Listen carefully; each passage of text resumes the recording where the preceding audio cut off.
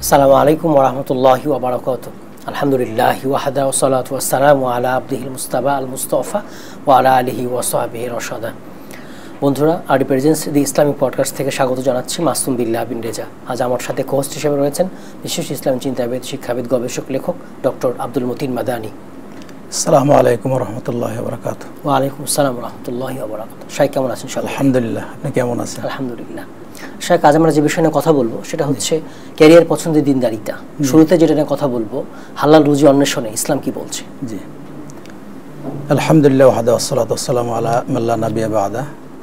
প্রথমে যে বিষয়টি বলতে চাচ্ছি যে ক্যারিয়ার পছন্দের দিনদারিতা, এই বিষয়ে কিছু কথা বলার পরে ইনশাআল্লাহ আমরা আসবো হালাল রুজিতে।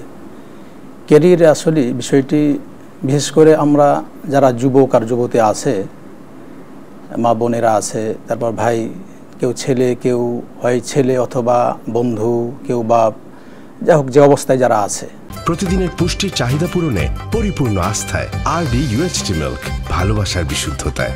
যে অনেকেই তার জীবনে কি করবে, লক্ষ্য উদ্দেশ্য ক্যারিয়ার নিয়ে অনেক ভাবতে ভাবতে তারা পিছপা হয়ে যায়, ভুল করে। তার আসল লক্ষ্য উদ্দেশ্য কি, তার ক্যারিয়ার কিভাবে গড়বে, তারা এটাই মনে করে। তো দেখা যায় যে ছেলে মেয়ে উভয় তার প্রথম জীবনে ক্যারিয়ার গঠনে যে ভুলটা করে, প্রথম তারা কলেজ অথবা ইউনিভার্সিটিতে পড়াশোনার যখন পড়তে যাবে সেই মুহূর্তে তারা ভুল করে। প্রথম ভুল, একে অপরে তারা পছন্দ করে। আসলে যদি দিনদারিতে দেখা যায়, তার জীবনে ইহকাল পরকাল কল্যাণ করতে চাই, তাহলে কিন্তু তাকে দিনদারিতা যেটা আছে, যে কোরআন সুন্নাহ কি বলছে, সালাফগণ কি বলেছেন, সাহাবারা, তবে তাবিগণ, এরপরে আমাদের মডেল যারা, তাদের দেখতে হবে। যেমন মা বোনদের মডেল হলো উম্মাহাতুল মুমিনিন আয়েশা রাদিয়াল্লাহু তাআলা আনহা, এরপরে আল্লাহ রাসূল সাল্লাল্লাহু আলাইহি ওয়াসাল্লাম যেহেতু স্ত্রী ছিল, তারপরে যারা আসছে এরা। আর যুবকদের মডেল যাদেরকে আমরা দেখবো, আল্লাহ রাসূল সাল্লাল্লাহু আলাইহি ওয়াসাল্লাম তো আছেই, কিন্তু আমরা দেখবো আবু বকর রাদিয়াল্লাহু তাআলা আনহু, উমর রাদিয়াল্লাহু তাআলা আনহু, উসমান বিন আফফান, আলী, এরপরে পরস্পর আমরা এগুলা দেখব। তো ওনারা কীভাবে জীবনযাপন করেছিলেন। তো এই লক্ষ্য উদ্দেশ্য বা ক্যারিয়ার গঠনে আমরা কেউ চাকরির ধান্দায় ছুটে বেড়াই, কেউ পড়াশোনা করছি এর সাথে ঠিকভাবে পড়াশোনা করছি না, আবার শুধু আমরা মনে করি চাকরিই করতে হবে।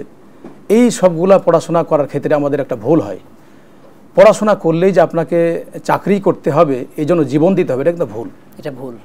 আর আরেকটা যেটা আমরা ভুল করি, একজন ছেলে একজন মেয়েকে যখন পছন্দ করে, মনে করে যে এই ছাড়ার মধ্যে কেউ নেই। আর এই জন্য এটা মারাত্মক ভুল। এই জন্য অনেকে ফাঁসি পর্যন্ত দেয়। আসলে শরীয়তে এগুলা সম্পূর্ণ দিনদারিতা দিয়ে চান, এগুলা কিন্তু এগুলা সম্পূর্ণ ভুল। এবং আবার দিনদারিতা হালাল হারাম চাকরির ব্যাপার স্যাপার আছে, চাকরির ব্যাপার স্যাপার এই বিষয়গুলো আছে। এজন্য আমরা এই ক্যারিয়ার গঠনে, যেটা চাকরির একটা পেশাজীবী, তো মূল বিষয় আপনি কি করতে চান, আপনার জীবনে কি করতে চান, এই বিষয়গুলো আগে দেখতে হবে। সেই পেশার ব্যাপারে ইসলাম কি বলেছে? হ্যাঁ, ইসলাম কি বলছে। আপনি যে পড়াশোনা করছেন, পড়াশোনা কিন্তু অনেক ক্ষেত্রে আমরা দেখা যায় পিতামাতার টাকা পয়সা নেওয়ার পরে আমরা তাদের ধোকা দিই। পিতামাতা আপনাকে পড়াশোনা করতে পেড়াইছে, পড়াশোনাটা আপনি ঠিকভাবে করছেন না, পড়াশোনা না করার কারণে আপনি ব্যর্থ হচ্ছেন। এই জন্য পড়াশোনা আরো ব্যর্থ হবেন, কারণ আরো বেশি যে তার ক্যারিয়ারের জীবনে আরো বেশি ব্যর্থ হবে, তখন হতাশা হয়ে পড়ে যায়। এই জন্য আমাদের উচিত যে আমাদের ক্যারিয়ারটা গঠনের ক্ষেত্রে আমরা পড়াশোনার সাইডটা ভালোভাবে করার সাথে সাথে আল্লাহর উপর ভরসা করা। এর সাথে আমাকে চিন্তা ভাবনা করতে হবে যে আমার কিন্তু একটা বিষয় আছে, মৃত্যু কথা বলে, মৃত্যু জিনিস আছে, যে আমাকে দুনিয়া ছেড়ে যেতে হবে। এই কথাটা কেউ যদি ভাবে দুনিয়া সবকিছু না, তাহলে ইনশাআল্লাহ তার ইহকাল পরকাল কল্যাণ হবে, সাথে সাথে সে যেটা করতে চায় সেটা হবেই। এই জন্য আপনাকে আগেই মনত ক্যারিয়ার গঠনে কি করতে চান, এদিকে আপনাকে সিদ্ধান্ত নিতে হবে আপনার। তাহলে দেখবেন যে আপনার লক্ষ্য উদ্দেশ্যে পৌঁছতে পারবেন। এই ক্যারিয়ার গঠনে আল্লাহ তাআলা একটা আয়াত নিয়ে এসেছেন। আল্লাহ বলছেন, ওয়াল্লাযীনা জাহাদু ফীনা লানাহদিয়ান্নাহুম সুবুলানা ওয়া ইন্নাল্লাহা লামাআল মুহসিনিন। আল্লাহ তাআলা বলছেন, যারা আমার পথে চেষ্টা করে, আল্লাহ তাআলা বলছেন লানাহদিয়ান্নাহুম সুবুলানা, অবশ্যই আমি যে চেষ্টা করি, পরিশ্রম করে, খাটে, আমি তাকে এই পথ দেখাবো ইনশাআল্লাহ। তাহলে এই পথ দেখানোর ক্ষেত্রে শুধু পথ দেখা এটা কিন্তু না। আপনি তো অন্যায় কাজ করেন, অন্যায় পথে কিন্তু আপনি পাবেন। আপনি যদি মনে করেন যে আমি সঠিক পথে, সঠিক দিন, যে মাধ্যমে আমাকে আল্লাহ তাআলা সৃষ্টি করলেন, একজন স্রষ্টা আছে, তার তিনি আমাকে দায়িত্ব দিয়েছেন, কর্তব্য দিয়েছেন, এগুলো আমাকে পালন করতে হবে। সাথে সাথে আরও জাতি গঠন, পারিবারিক জীবন, পিতামাতার খেদমত, আরও কিছু আছে। এগুলো যখন আপনি দেখবেন তখন দেখবেন যে আপনি সঠিক পথ পাবেন। এই জন্য এই আয়াত স্পষ্ট করে দেয়, আপনি যে পথে চলেন সেই পথে যদি চলেন আপনার জন্য সে সহজ হবে। কিন্তু আল্লাহ তাআলা আপনাকে চান যে আপনি কল্যাণের পথে আসবেন। তাহলে ওয়াইনাল্লাহ আলামা আল মুহসিনিন, মহসেন এর মর্যাদা সব থেকে উপরে। আপনি মুসলিম হবেন, তারপর মমিন, তারপর মহসেন। মহসেন আপনি যেগুলা ফরজিয়াত আছে, সালাত, হজ, জাকাত, সিয়াম যেগুলো আছে এগুলো আদায় করবেন, তার সাথে নফল আছে, তারপরে ওয়াজিবাত, মুস্তাহাব্বাত, এগুলো আদায় করলে আপনি মহসেনের দরজে যাবেন ইনশাআল্লাহ। তাহলে আমরা এই ক্যারিয়ার জীবনে আমরা হালালি পথ কিভাবে গ্রহণ করতে পারি? যে হালাল বিষয় উপার্জনের ক্ষেত্রে আল্লাহ তাআলা পবিত্র কোরআনে প্রথম স্পষ্ট করে দিয়েছেন। নবী রাসূলদের কথা নিয়েছেন, প্রথমে বলছেন নবী রাসূলদেরকে, ইয়া আইয়ুহার রুসুলু কুলু মিনাত তাইয়্যিবাতি ওয়া আমালুস সালিহা। এখানে আমরা জানি যে আমল এবং আপনার নিয়ত, এর সাথে যে আমলটি করবেন, আমলের প্রথমে কিন্তু কবুলিয়ত দেখতে হবে। নবী রাসূলদের পথে যদি আমরা না চলি তাহলে দিনদারিতে কিন্তু পাওয়া যাবে না। নবী রাসূলগণ যেই পথে বলেছেন সেই পথ দেখার জন্যই আল্লাহ তাআলা শুধু মানুষকে, অন্যদেরকে বলেননি, নবী রাসূলকে সাথে সবাইকে বলেছেন, ইয়া আইয়ুহার রাসূল, বলছে হে নবীগণ, কুলু মিন তাইয়্যিবাত, তোমরা পবিত্র রিজিক ভক্ষণ করো, ওয়া আমালু সালিহা, এবং আমালে সালিহা করো। তাহলে এখানে ইবাদত কবুলের আমরা তিনটি শর্ত পাই। যদি তিনটি বলা হয় কিন্তু দুইটি ইবাদত কবুলের শর্ত আছে। যখন পবিত্র রিজিকের কথা বলবেন তখন ইবাদত কবুলের কথা চলে আসে অটোমেটিক্যালি। সেটা কি? যে এক নম্বরে ইখলাস। আপনার যদি ইখলাস ঠিক থাকে তাহলে কিন্তু হালাল রিজিক অটোমেটিক্যালি আসবে। আমরা এখন দেখা যায় যে যারা আমরা যুবক বলেন আর যুবতী বোন বলেন, সে যে হোক না কেন, এর সাথে আমরা মুরব্বী পিতামাতা আমাদের আছে, তারপর আমাদের ভাই ভেরাদার আছে। আল্লাহ রাসূল সাল্লাল্লাহু আলাইহি সাল্লামকে যে গাইডলাইন আল্লাহ তাআলা দিয়েছেন, এই গাইডলাইনেই মূলত এই হাদিস একটি হাদিস। পবিত্র রিজিক এবং পবিত্র পথে চলার জন্য একটা হাদিস স্পষ্ট করে দিয়েছেন যে আল্লাহ রাসূল সাল্লাল্লাহু আলাইহি সাল্লাম এই হাদিসটি ফজরের সালাতে পড়তেন, আল্লাহুম্মা ইন্নী আসআলুকা ইলমান নাফিআ ওয়া রিজকান তাইয়্যিবা ওয়া আমালান মুতাকাব্বালা। এই যে আমল কবুলের তিনটি শর্ত এখানে বলা হয়েছে। আসআলুকা ইলমান নাফিআ, আপনি ক্যারিয়ার গঠন করবেন দ্বীনি পথে, তাও কিন্তু কথা বলা হয়েছে। আপনি আল্লাহকে বলছেন, তাহলে যদি আপনি সালাত না পড়েন তাহলে বলতে পারবেন না। আপনি যদি আল্লাহকে না ডাকেন, আল্লাহর পথে না আসেন, তাহলে কিন্তু কথা বলা যাবে না। এই জন্য আল্লাহকে বলছেন, হে আল্লাহ, তোমার কাছে কল্যাণকর এলেম চাই। আসআলুকা ইলমান নাফিআ, যে এলেম অর্জন করলে আমার ইহকালীন জীবনে, পরকালীন জীবনে কল্যাণ হবে। দ্বিতীয় নম্বরে বলছেন ওয়া রিজকান তাইয়্যিবা, পবিত্র রিজিক চাচ্ছি। আল্লাহর কাছে কিন্তু আপনি চাচ্ছেন, আমি চাচ্ছি। ওয়া আমালান মুতাকাব্বালা, এরপরে আল্লাহকে বলছে, আল্লাহ যে আমলটি করব এই আমলটি যাতে তোমার কাছে গ্রহণীয় হয়, মঞ্জুর হয়।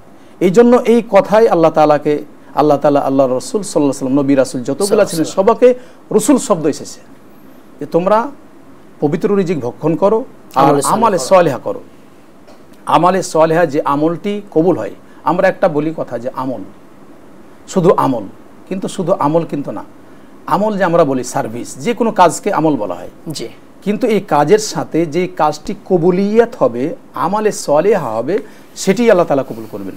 আরেকটা আল্লাহ তাআলা আয়াত বলছেন, ইয়া আইয়ুহাল্লাযীনা আমানু কুলু মিন তাইয়্যিবাতি মা রাযাকনাকুম, হে ঈমানদারগণ, তোমাদেরকে যে পবিত্র রিজিক দান করেছি তার থেকে তোমরা ভক্ষণ করো। তাহলে আমরা স্পষ্ট এখান থেকে বোঝা যায় একটা গবেষণামূলক কথা যে আমি যদি হারাম রিজিক ভক্ষণ করি তাহলে আপনার আমার ইবাদত কবুল হবে না। এখানে স্পষ্ট করে দিলেন।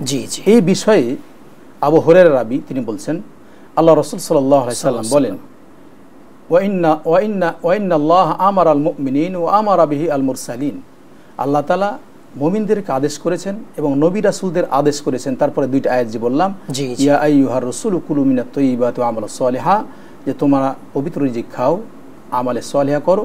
পরের যে আয়াত বললাম, ইয়া আইয়ুহাল্লাযীনা আমানু কুলু মিন তাইয়্যিবাতি মা রাযাকনাকুম, তোমরা পবিত্র রিজিক থেকে ভক্ষণ করো।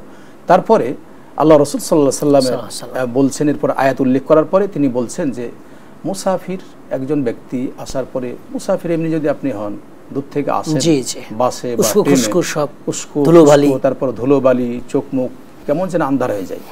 আপনি অবস্থায় আল্লাহকে ডাকছেন, আল্লাহকে বলছেন ইয়া রব ইয়া রব ইয়া রব, বারবার বলছে আল্লাহ ইয়া আল্লাহ, এ প্রতিপালক ডাকছেন।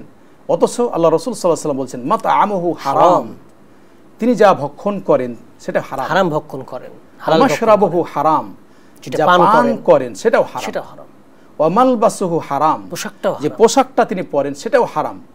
ওয়া গুযিয়া বিল হারাম, হারাম খাবার দিয়ে তার বডি গঠন হয়েছে। নাউযুবিল্লাহ। তাহলে আল্লাহ রাসূল সাল্লাল্লাহু আলাইহি ওয়াসাল্লাম বলছেন বিআন্না ইস্তাজাবা লাহু, কেমন করে সেটি কবুল হবে, তার দোয়া কিভাবে কবুল হবে, দোয়াটা কেমন কবুল হবে, তার ইবাদত বন্দেগী কেমন করে কবুল হবে। এই জন্য এই আয়াত এবং হাদিসে স্পষ্ট করে দেওয়া হচ্ছে যে আমরা যাতে হালাল রুজি, হালাল ক্যারিয়ার গঠন করব, পবিত্র ক্যারিয়ার গঠন করব, এই পথে আপনাকে আমাকে সবাইকে চলতে হবে। বিশেষ করে বর্তমান সমাজে যারা আপনার ছেলেমেয়ে, আমার ছেলেমেয়ে, যুবক যুবতী, এই বোনেরা, কেউ আমার মেয়ে, কেউ আমার ছেলে, এরা কিন্তু আসলে শুধু মনে করে, এরা, আমরা একটা কথা আমি বলি যে এরা হলো রঙিন ফুল দেখে, গোলাপ ফুল যেন, জি, চোখে চশমা, মানে চোখে চশমার সাথে সাথে পুরো জীবন লাইফটা তারা লাল দেখে, মানে লাল জীবন, লাল গোলাপ দেখে, আর এছাড়া কিছু দেখে না। এই জন্য এখানেই ভুল করেন।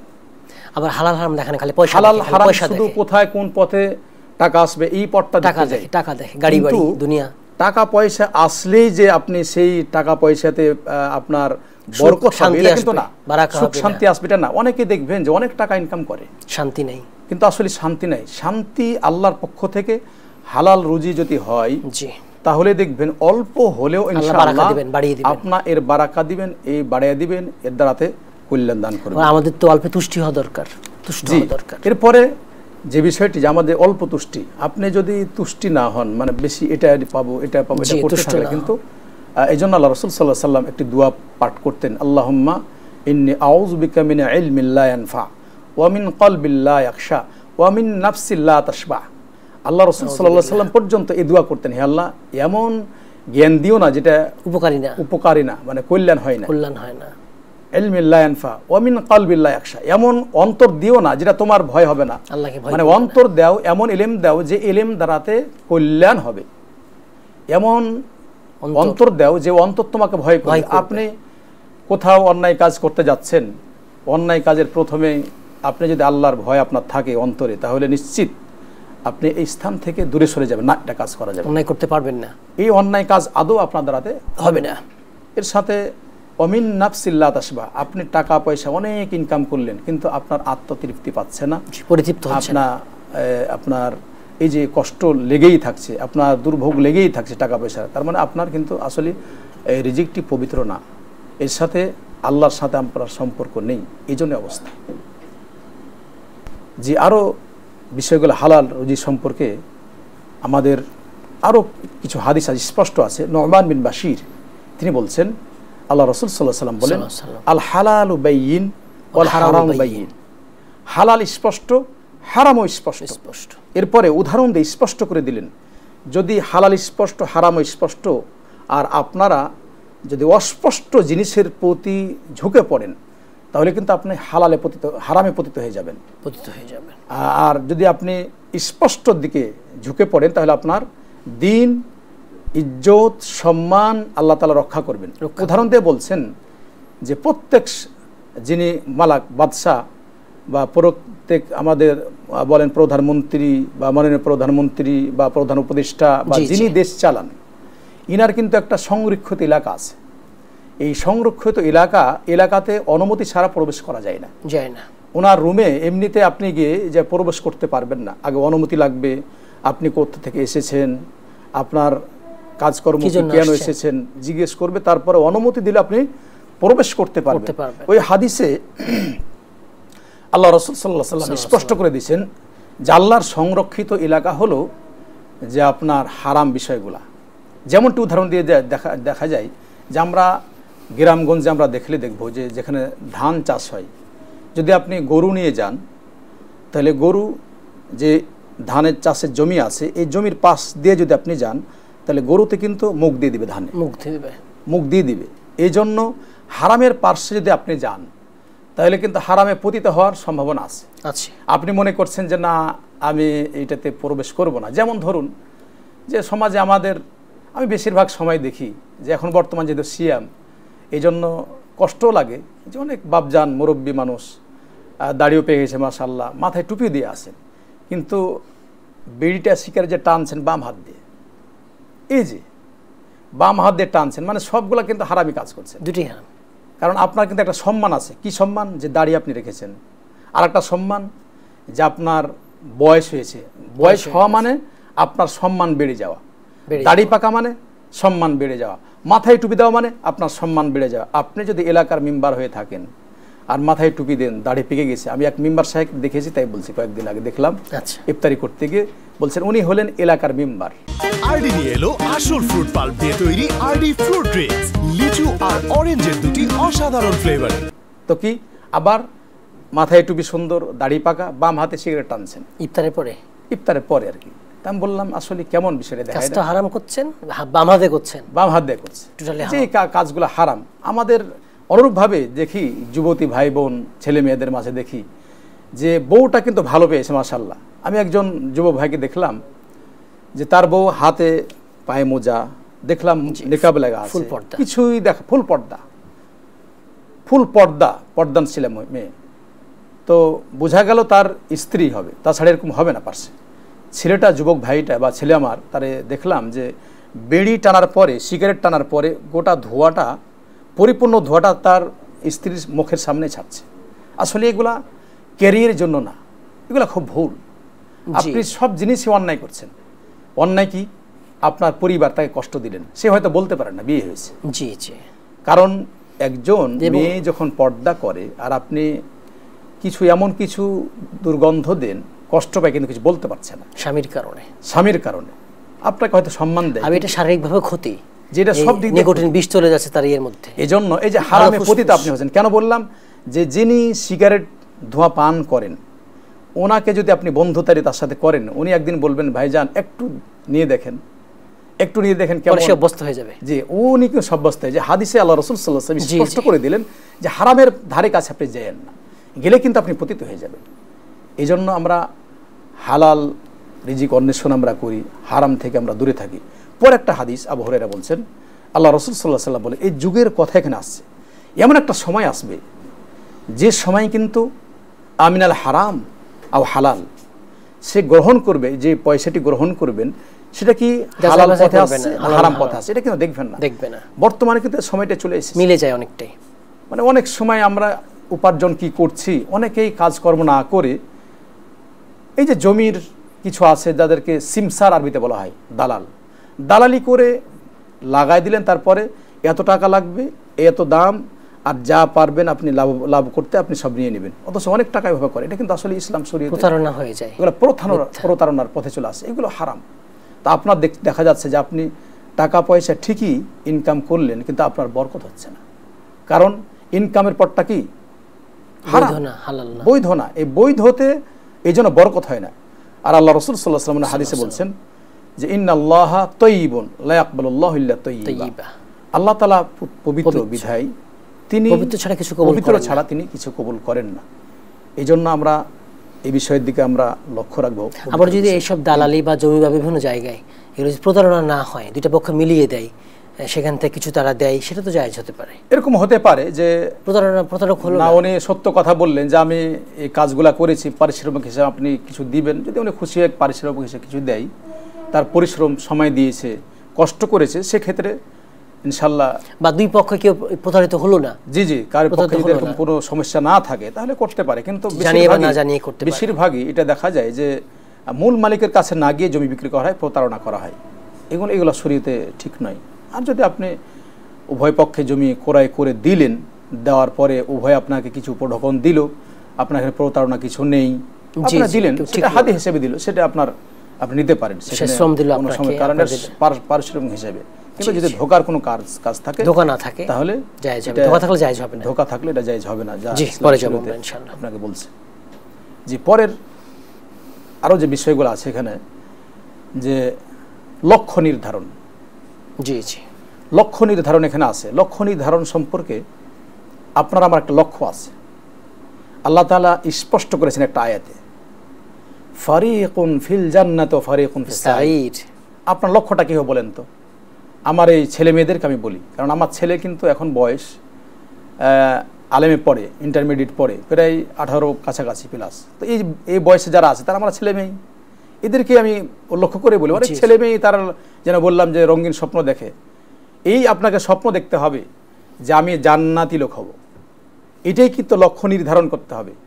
আল্লাহ তাআলা বলছেন যে ফারিকুন ফিল জান্নাতি ওয়া ফারিকুন ফিস সাইর। আপনি কি জান্নাতির, আপনার লক্ষ্য উদ্দেশ্য কি জান্নাতের পথে যাওয়া না জাহান্নামের পথে যাওয়া? আপনাকে একটা প্রশ্ন রেখে দিই, আমি যখন এসেছিলাম একা এসেছিলাম, কিন্তু একা এসেছিলাম, কেঁদেছিলাম, হেসেছিল অন্যরা। আর আপনি এমন একটা ক্যারিয়ার গঠন করবেন, এমন লক্ষ্য যাবেন, যেই লক্ষ্যটা যখন একাই যাবেন, ওই একাই যাওয়ার সময় যাতে আপনি হাসতে হাসতে চলে যান, আর অন্য যারা আছে আপনার জন্য ক্রন্দন করে। কি যে এই বিষয়ে একটা হাদিস স্পষ্ট করে দেয় যে আল্লাহ রাসূল সাল্লাল্লাহু আলাইহি সাল্লামের যখন ছেলে ইব্রাহিম মৃত্যুবরণ করেন, ওই সময় তার চক্ষু দিয়ে পানি বের হচ্ছিল। এখন আব্দুর রহমান বিন আউফ এসে বলছেন, হে আল্লাহ রাসূল সাল্লাল্লাহু আলাইহি সাল্লাম, আপনি আমাদের কাঁদতে নিষেধ করেন, আবার আপনি কাঁদছেন, এটা কেমন হলো? তিনি বলছেন, আব্দুর রহমান, এটি হলো যে রহমতের পানি, এটা ওই করন্দন না। আপনার কেউ যদি মৃত্যুবরণ করে আর আপনার এই মৃত্যুর কারণে নরমালি যেটা পানি বের হয়, এটা রহমতের পানি, এটা দুয়ার পানি। আপনি তার জন্য অন্তর থেকে দোয়া দিচ্ছেন, আল্লাহ তাকে রক্ষা করো, আল্লাহ তাকে জান্নাত দাও, আল্লাহ তার কল্যাণ করো। তা আপনি যখন দুনিয়া ছেড়ে চলে যাবেন, তখন আপনার জন্য যারা অন্তত আপনাকে চিনুক আর না চিনুক, অচিনা মানুষও আপনার চেহারা সুরত দেখে যেতে বলে, আল্লাহ এই লোকটিকে জান্নাতুল ফিরদাউস দান করো। এটাই কিন্তু আপনার আমার লক্ষ্য উদ্দেশ্য হওয়া উচিত। আপনি পড়াশোনা করলেও কেউ যদি ডাক্তার হয়, ডাক্তারের ক্ষেত্রে একটা লক্ষ্য উদ্দেশ্য আছে। আপনি ডাক্তার হয়ে বাপজান, কেউ মুরব্বী আছেন, কেউ আমার বয়সের কেউ আছেন ডাক্তার হতে যাচ্ছেন, কেউ বোন আছেন, কেউ আর মেয়ে আছে। তা আমি বলতে চাচ্ছি যে তোমাদের ডাক্তার হওয়ার উদ্দেশ্যটা এটা হবে যাতে গরিব মিসকিন অনেক সময় তোমাদের কাছে যাই, ফ্রি চিকিৎসা করবে, এটা তোমাদের লক্ষ্য উদ্দেশ্য হওয়া উচিত। তাহলে এটাও কিন্তু মানুষ সেবা, এটা কিন্তু তোমার সাদকায়ে জারিয়া হয়ে যায়। ভালো করে পড়াশোনা করো, যখন তোমার এই কাজে সমাজের কল্যাণমূলক কাজ হবে, তখন তুমি একজন সমাজ সেবক এবং পরকালীন ইহকাল পরকালীন কল্যাণমূলক একজন মানুষ। শ্রেষ্ঠ মানুষ সেই আল্লাহ রাসূল সাল্লাল্লাহু আলাইহি ওয়াসাল্লাম বলছেন, যেই লোকটি মানুষের কল্যাণে আসে, যেই মানুষটি মানুষের কল্যাণে আসে, ইনিই হলেন সর্বশ্রেষ্ঠ মানুষ।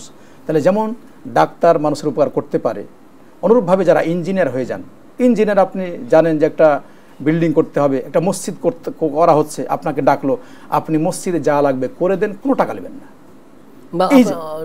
যতটুকু নিলেন, কিন্তু আপনি বেশি চাপ দিলেন না। অথবা কোনো প্রতিষ্ঠান, মাদ্রাসা প্রতিষ্ঠান, দিনী প্রতিষ্ঠান হচ্ছে, আপনি গেলেন, কিছু হয়তো নিলেন, কিন্তু আপনি ছাড় দিলেন, দেখবেন যা ছাড় দিলেন সেটা আপনার জন্য মানব কল্যাণ, আল্লাহ সন্তুষ্টি হয়ে যাচ্ছে, মানব কল্যাণ হয়ে যাচ্ছে, সওয়াব পেয়ে যাচ্ছে, সেটা তার পারিশ্রমিক পাচ্ছে। এইজন্য আপনি লক্ষ্য উদ্দেশ্য যদি এই হয়, আপনি যেই পথে যান, পড়াশোনা করছেন, পড়াশোনা আপনাকে বলা হচ্ছে না যে আপনি নিজের জন্য না, পড়াশোনা আপনাকে জেনারেল পড়বে নিষেধ করা হয় না, কিন্তু জেনারেলের সাথে সাথে আপনি যে একজন মানুষ, আপনার দিনদার পরেজগার বা আপনার আল্লাহ যে সৃষ্টি করেছেন, অন্তত আপনি কোরআন পড়া শিক্ষা অর্জন করেন, সালাত পড়েন, ইবাদতবন্দি করেন, দিন সম্পর্কে আপনি জানতে হবে আপনাকে, ইসলাম মেনে চলার জন্য। এটা তো ফরজ আইন ছিল, শিক্ষাটা আগে। লক্ষ্য উদ্দেশ্য আসতে হলে ইসলামকে জানা সবার জন্য ফরজ, যতটুকু অন্তত ইবাদত করার জন্য। সালাত পড়বেন কিভাবে জানতে হবে, হজ করবেন কিভাবে জানতে হবে, দৈনন্দিন জীবন ইসলাম মানার জন্য, দৈনন্দিন জীবনে আপনি কিভাবে চলবেন। বাড়ি থেকে এখন বের হলেন, স্কুলে যাবেন, তো দোয়া পড়তে হবে না? বিসমিল্লাহি তাওয়াক্কালতু আলা আল্লাহ, লা হাওলা ওয়ালা কুওয়াতা ইল্লা বিল্লাহ। লক্ষ্য উদ্দেশ্য আপনার যদি ঠিক থাকে, বাড়ি থেকে যখন আপনি দোয়া পড়ে বের হলে আল্লাহর জিম্মায় আপনি থেকে গেলেন, আর শয়তান আপনার পথে লাগতে পারবে না। এই লক্ষ্য রক্ষা করবেন আল্লাহ তাআলা আপনাকে রক্ষা করবেন। এখানে আরেকটা যে পয়েন্ট ছিল, আমরা এই পথে আমরা আসি, সেই আল্লাহর পথে আস্থা, আল্লাহর উপর আস্থা, ইখলাস একটা পথ ছিল। ইখলাস, একনিষ্ঠতা, এর সাথে আল্লাহর উপর আস্থা। যে ইখলাস বিষয়টি প্রত্যেকটি আমলে ইখলাস থাকা লাগবে। এই জন্য আমরা দেখেন সূরা ফাতিহা আমরা যে পড়ি, এটা কিন্তু একটা ইখলাসের আয়াত আছে। আল্লাহ বলছেন, ইয়্যাকা না'বুদু ওয়া ইয়্যাকা নাস্তাঈন। এই আয়াতে ইখলাস শিক্ষা প্রদান করে। আমি যখন সালাতে যাই, তখন কিন্তু আমরা সবাই যখন সালাত পড়ি, সবাই যেন বলছি, হে আল্লাহ, আমরা সবাই না'বুদু শব্দটা যারা আরবি ভাষা জানেন, না'বুদু শব্দটা জামা মুতাকাল্লিম বলা হয়, যে আমরা সবাই কথা বলছি, হে আল্লাহ, আমরা সবাই তোমারও ইবাদত করি, তোমারই দাস, অন্য কাউরে আমরা ইবাদত বন্দি করি না। এই সালাত শুধু তোমার জন্য। জি জি। এই জন্য এই আয়াতের ব্যাখ্যায় তাফসির আত-তাবারি ইমাম জারির রাহিমাহুল্লাহ তিনি বলছেন, আই নুওয়াহিদুকা ওয়া নুখলিসুকা, আমি শুধুমাত্র তোমার জন্য ইবাদত করি, খালিস অন্তরে তোমার জন্য এখানে ইবাদত, এবং আমার গোটা বডি অন্তর তোমার জন্য, অন্য কারোর জন্য না। এরপরে কি, ওয়া ইয়্যাকা নাস্তাঈন, আল্লাহকে বলি আল্লাহ আমাদের সাহায্য চাওয়া পাওয়া যা আছে তোমার কাছে কিন্তু সাহায্য চাই, অন্য কারোর কাছে না। তাহলে আল্লাহর ইবাদত করি, আল্লাহর কাছে সাহায্য চাই। এখানে দুইটি কথা ইমাম ইবনে তাইমিয়া রাহিমাহুল্লাহ বরাত দিয়ে ইবনুল কাইয়িম রাহিমাহুল্লাহ বলছেন যে দুইটি অসুখের চিকিৎসা আছে। চমৎকার একটি ভাষা উল্লেখ করেছেন, দুইটি অসুখের চিকিৎসা। সেটা কি? এক নাম্বার চিকিৎসা হলো যে আপনার ইবাদত যাতে খালিস অন্তরে আল্লাহর জন্য হয়, এই বাক্যটা আপনি বলে দিলেন আল্লাহকে। জি জি। এই আয়াতে না শুধু আল্লাহর জন্য, শুধু আল্লাহর জন্য। তাহলে যে সমস্ত মানুষেরা লোক দেখানো আমল করেন, এর চিকিৎসা আয়াত। আপনার লোক দেখানো আমল হলে কবুল হবে না, কবুল হবে না। এই জন্য আপনি কিন্তু আল্লাহর সাথে চুক্তি করেছে, আল্লাহ তোমার ইবাদতবন্দি করছি, আমি কিন্তু মানুষ দেখার জন্য না, মানুষকে দেখানোর জন্য আমি ইবাদতবন্দি করি না, খালিস অন্তরে তোমার জন্য করছি। দ্বিতীয় চিকিৎসা হলো, আমাদের সমাজে অনেক মানুষ আছেন যারা, কাউরি বিল্ডিং আছে মাশাআল্লাহ, কাউকে কোনো অনেক বোন আছেন তার চেহারা স্বরূপ মানুষকে দেখায় বেড়ায়, অহংকার করে। বডি, কোনো যুবক ভাইয়ের বডি ফিকার আছে, তিনি এই যুবক অহংকার করে। এগুলো আসলে এই অহংকারের প্রতিরোধ করছেন আল্লাহ তাআলা। আপনি যখন বলছেন আল্লাহ তোমার সাহায্য চাই, তোমার কাছে সাহায্য চাই, তাহলে আপনার গাড়ি বাড়ি বিল্ডিং হয়েছে, এটা কিন্তু আপনার কিছু না, এটা মূলত আল্লাহর পক্ষ থেকে একটা বিশাল একটা নিয়ামত। এই নিয়ামত শুকরিয়া আদায় করার জন্য এখানে ইবনে তাইমিয়া রাহিমাহুল্লাহ বলছেন, যার ভিতরে অহংকার আছে, অহংকারের চিকিৎসা আল্লাহ তাআলা আয়াতে করেছেন। যে আল্লাহ তাআলাকে আপনি বলছেন যে না, আমার অহংকার বলতে কিছু নাই, যা পেয়েছি তোমার অনুগ্রহে, তোমার নিয়ামত, তোমার কল্যাণের মাধ্যমে। এই আয়াতে এই দুইটি চিকিৎসার কথা ইবনে তাইমিয়া রাহিমাহুল্লাহ বললেন, এবং এই কথাগুলো বলা হয়েছে আল্লাহ যেন আমাদের এই আমলগুলা সেইভাবে করার তৌফিক দান করেন। পরে উমর বিন খাত্তাব তিনি বলছেন যে আল্লাহ রাসূল সাল্লাল্লাহু আলাইহি ওয়াসাল্লাম থেকে আমি শুনেছি, তিনি বলছেন ইন্নামাল আমালু বিন্নিয়াত ওয়া ইন্নামা লিকুল্লি ইমরিইন মা নাওয়া, প্রত্যেকটি আমল নিয়তের উপর নির্ভরশীল, আর প্রত্যেক ব্যক্তি তার নিয়ত অনুযায়ী সে সওয়াব পাবে, নেকি পাবে। আপনি যে কোনো আমল করুন, এই যে সিয়াম, রমজান মাসে ঈমান এবং ইহতিসাব, ঈমান এবং নেকির আশা নিয়ে আপনি আমি যদি সিয়াম না রাখি, তাহলে কিন্তু সিয়ামটা আল্লাহর কাছে কবুল হবে না, মঞ্জুর হবে না। এই জন্য সিয়ামের ক্ষেত্রেও ঈমানের সাথে ইখলাস থাকা লাগবে, নিয়ত থাকা লাগবে, নিয়তকে চাঙ্গা করা লাগবে, যাতে নিয়তটা শুধু আল্লাহর জন্য, সিয়াম আল্লাহর জন্যই হয়। আর নিয়ত সিয়াম থেকে কাউকে গালিগালাজ করব না, মানুষকে ঠগাবো না, অন্যায় কাজ আমি করব না। সিয়াম অর্থই যাবতীয় অন্যায় কাজ পরিত্যাগ করা, পরিহার করা। আহসান, জাযাকুমুল্লাহ খাইর, আপনি আমাদের সময় দিয়েছেন, মূল্যবান আলোচনা করেছেন। বন্ধুরা, আপনারা দেখছিলেন আরডি প্রেজেন্স দি ইসলামিক পডকাস্ট। আজ আমরা কথা বলছিলাম ক্যারিয়ারের পছন্দে দিনদারিতা। অবশ্যই আমাদের ক্যারিয়ার পছন্দে দিনদারিতা অবলম্বন করতেই হবে, হালাল রুজি অন্বেষণ করতে হবে, এটা ফরজ। আমাদের ইখলাস সব আমলের মধ্যে নিয়ে আসতে হবে, তাওয়াক্কুল সবসময় আল্লাহর উপর ভরসা করতে হবে। আসুন আমরা সবসময় আল্লাহর ভরসা করি, ইখলাস অবলম্বন করি, হালাল রুজি অন্বেষণ করি, কারণ আমাদের প্রধান টার্গেট হচ্ছে আখিরাত পরকাল। আমিন। আসসালামু আলাইকুম ওয়া রাহমাতুল্লাহি ওয়া বারাকাতুহু। প্রতিদিনের পুষ্টির চাহিদা পূরণে পরিপূর্ণ আস্থায় আরডি UHT মিল্ক, ভালোবাসার বিশুদ্ধতায়।